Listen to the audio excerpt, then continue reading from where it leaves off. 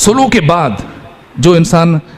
وہ جو سلو کا ایک تصور پیش کیا جاتا ہے، اگر امام کے ہاں کوئی خوف ڈر ہوتا تو یہ انداز نہ ہوتا، لیکن شام میں جا کر دشمن کے گھر جب اس نے ایک اور شرط کی خلاف ورزی کی، جیسی یزید کی ولایت عہدی کا اعلان کیا، امام نے یہ شرط لکھی تھی تیسری کہ جب تک ہے حکومت کر لے، اور تمہارے بعد حق کی حکومت مجھے ہے، اگر میں نہ رہا تو میرا چھوٹا بھائی حسین،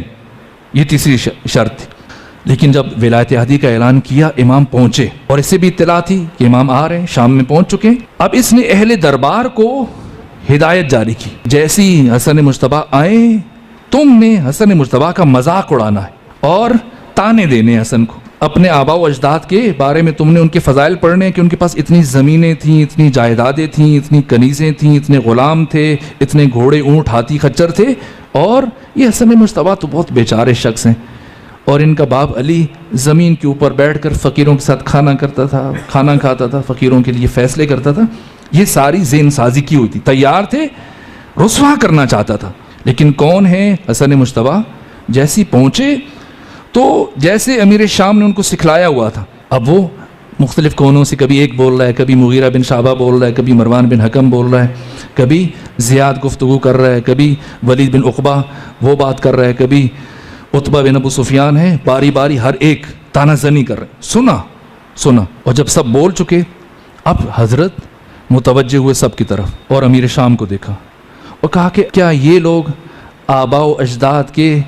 نام پر حسن مجتبیٰ کے ساتھ مفاخرہ کریں گے اور حسن کے باپ علی کے ساتھ تقابل کریں گے؟ یہ افراد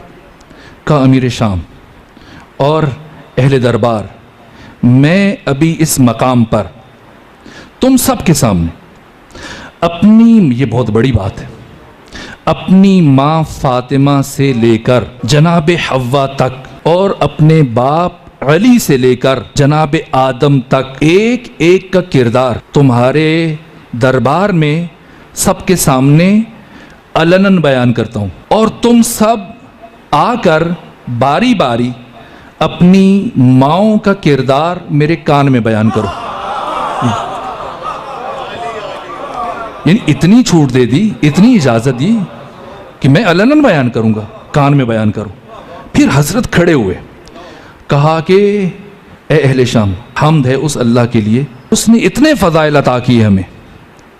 آتانا اللہ من فضلے، اتنے فضائل عطا کیے کہ اگر میں لو قمت علی ھذا المقام، میں اس جگہ کھڑا ہو جاؤں، اذکر ما آتانا اللہ من فضلے، اور وہ فضائل بیان کروں جو اللہ نے عطا کیے ہمیں، حولاً فحولاً، سال ہاں سال گزر جائیں، جو سمندروں کو قطرے میں سمیٹتا ہے وہ کہہ رہا ہے کہ سال ہاں سال بیان کروں، لمحوں سے میں شمار نہیں کر سکتا۔ اور بیان کرتے کرتے حضرت نے عجیب جملے کے، اگر میں چاہوں تو شام کو عراق بنا دوں، عراق کو شام بنا دوں، اور مرد کو عورت بنا دوں، عورت کو مرد بنا دوں۔ یہ بڑی بات ہے، دشمن کے گھر کے اندر دربار میں امام نے جب یہ کہا، ابھی امام کچھ اور کہنا چاہ رہے تھے، حاضرین میں سے ایک شخص کھڑا ہوا اور کہا کہ یبن ابی تراب، کس میں اتنی صلاحیت ہے کہ وہ اتنا بڑا دعویٰ کر سکے کہ میں شام کو عراق بنا دوں، عراق کو شام، مرد کو عورت، عورت کو مرد؟ امام نے خیرہ نگاہی سے اس کی طرف دیکھا اور کیا فرمایا کہ تمہیں شرم محسوس نہیں ہوتی کہ تو مردوں کے درمیان بیٹھی ہوئی ہے؟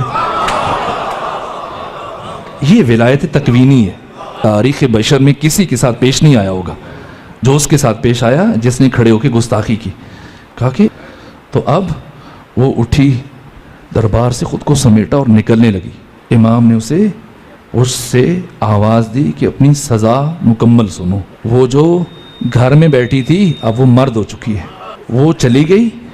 اب دیکھیں کہ وہ جس نے اتنا پلان کیا ہوا تھا، سب کو تیار کیا ہوا تھا، اتنی ریہرسل کروائی تھی، یہ کہنا یہ کہنا یہ کہنا، اب اس پہ کیا گزری ہوگی؟ کہا کہ یبن ابی تراب، اے ابو تراب کے بیٹے، تو نے میری محفل میں، میرے دربار میں میری توہین کی، تخت و تاج، حکومت، سلطنت سب میری ہے، اور تم نے میری حکومت کے اندر میری توہین کی۔ اب اس کی طرف متوجہ ہوئے اور عجیب جملے کے کہا کہ اے لکڑی کے تخت پر بیٹھ کر لوگوں کی جسموں پر حکومت کرنے والے، سن، میرا تخت کیا ہے؟ ان العرش سریری، میرا تخت عرش خدا ہے، ہم وہاں کے رہنے والے ہیں۔ میرا ضمیر محمد مصطفیٰ، میرے امیر علی ابن ابی طالب، میرے وزیر حسین ابن علی، میرا فقیر جبرائیل امین. یہ کہا اور اس کے بعد ایک عجیب جملہ کہا امیر شام لکڑی کے تخت کے اوپر بیٹھ کر فخر و مباحت کر رہے. سن، ان العرش سریری والاحمد ضمیری وعلی امیری والجبریل والحسین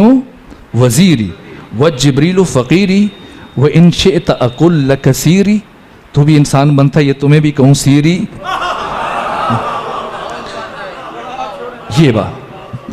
کون ہے حسن مجتبیٰ؟ دشمن کے گھر میں جا کر دشمنوں کے بیچ میں،